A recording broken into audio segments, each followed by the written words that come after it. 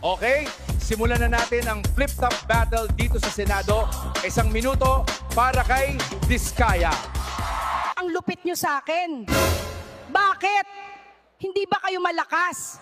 Nag-embento ng issue para ano? Para makalimutan namin ang pangako nyong 20 pesos na lang ang kilo ng bigas. Nagsalita ang maraming kayamanan from head to neck. Mga bara mo ay palpak, parang gawa mo, puro ghost project. Wow!